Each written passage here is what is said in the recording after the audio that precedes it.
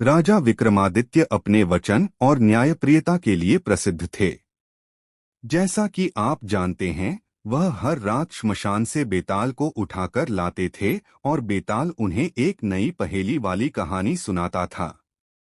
अगर विक्रम ने उत्तर दिया तो बेताल फिर उड़कर पेड़ पर चला जाता था। उस रात बेताल ने हंसते हुए कहा, राजन, आज की कहानी बहुत उलझी हुई है। अगर तुमने इसका उत्तर नहीं दिया तो मैं तुम्हें छोड़ दूंगा, लेकिन अगर बोले तो फिर मुझे उठाकर लाना ही पड़ेगा। विक्रम ने चुपचाप बेताल को कंधे पर रखा और आगे बढ़े। कहानी अधूरी कसम। बहुत समय पहले उज्जैन नगर में राजकुमार चंद्रसेन नाम का एक युवक रहता था। वह बहुत बुद्धिमान और शूरवीर था।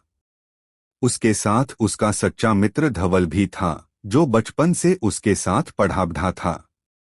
एक दिन राजकुमार और धवल शिकार पर निकले। जंगल में उन्हें एक साधु मिले। साधु ने आशीर्वाद दिया और कहा, बेटा, जीवन में कभी किसी अधूरी कसम मत खाना।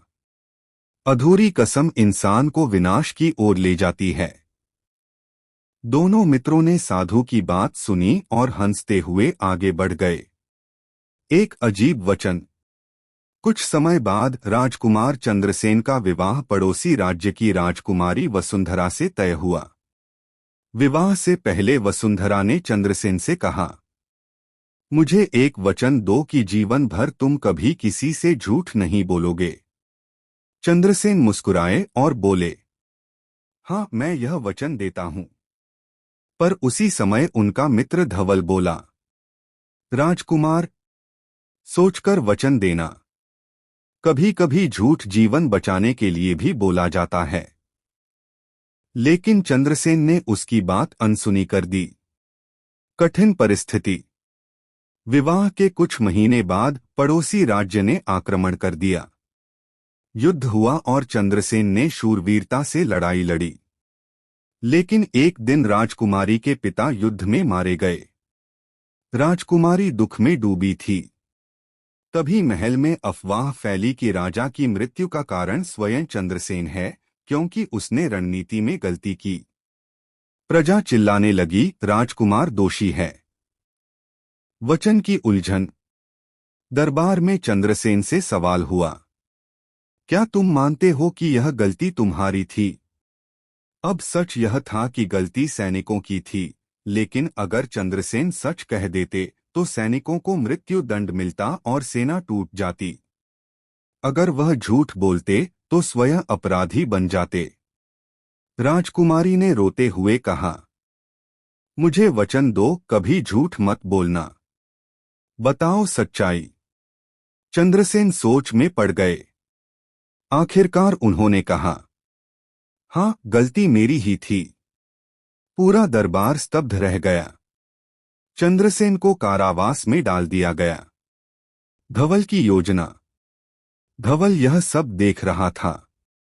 उसने सोचा, यह अधूरी कसम है। सच बोलकर भी मित्र ने अन्याय सहा। अब मुझे सच्चाई सामने लानी होगी। उसने राजकुमारी को समझाया और सैनिकों से गुप्त गवाही दिलवाई। आखिरकार यह साबित हो गया कि चंद्रसेन निर्दोष था। राजकुमार मुक्त हो गया, लेकिन उसने बंधन में रहते रहते अपना स्वास्थ्य खो दिया। राजकुमारी की पश्चाताप। वसुंधरा ने रोते हुए कहा, मैंने ही तुम्हें अधूरी कसम दिलवाई थी। अगर तुम झूठ बोलते तो भी निर्दोष मरते। अगर सच बोलते तो तुम मरते। दोनों ही स्थिति में अन्याय होता।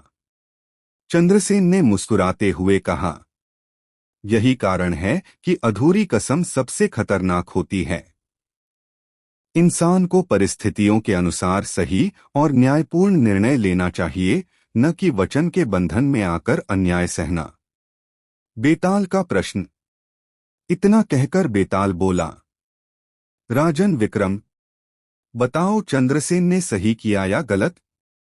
उसने सच बोलकर धर्म निभाया, लेकिन खुद पर अन्याय करवाया। क्या वह धर्मनिष्ठ कहलाएगा या मूर्ख? विक्रम का उत्तर। राजा विक्रमादित्य ने गहरी सांस लेकर कहा, बेताल, धर्म केवल सच बोलने में नहीं है। धर्म है न्याय करना। यदि सच बोलने से निर्दोषों को दंड मिले तो वह भी अधर्म है। चंद्रसेन का वचन अधूरा था, इसलिए उसने स्वयं पर अन्याय सहा। असली धर्म तो धवल ने निभाया, जिसने बुद्धि और साहस से सत्य को सामने लाया और न्याय किया। कहानी की सीख। अधूरी कस्में इंसान को संकट में डालती हैं। सच्चा धर्म वही है जहां बुद्धि, न्याय और करुणा तीनों का मेल हो। Please like, share and subscribe our YouTube channel.